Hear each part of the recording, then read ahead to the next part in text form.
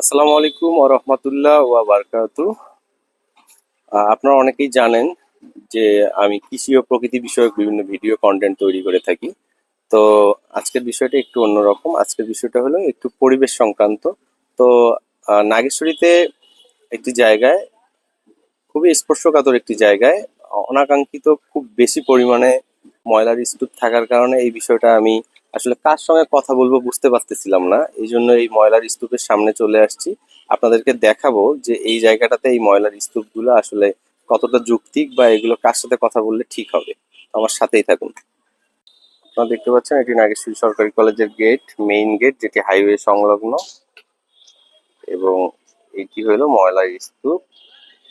এবং এই দিক থেকে দেখতে গেলে এই যে এটি হলো নাগেশ্বরী সরকারি কলেজের ভিতরে ঢোকার জন্য।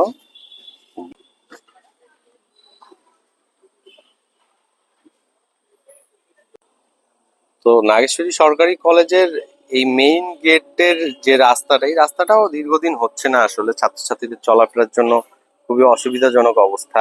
এবং দেখতে পাচ্ছেন এই যে ড্রেন, পানি আটকে থাকে এইখান থেকে, আবার এই পানি এদিক দিয়ে নিষ্কাশন হয়ে এই ময়লার স্তূপে যায় পানিগুলা, এতে খুবই দুর্গন্ধ এবং একটা খারাপ পরিবেশের তৈরি হচ্ছে।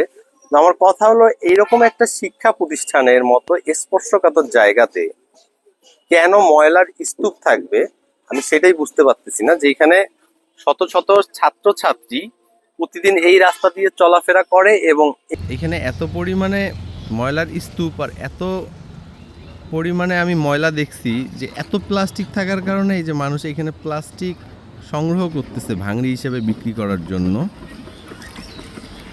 এই জিনিসটা আসলে আমার ভালো লাগে নাই।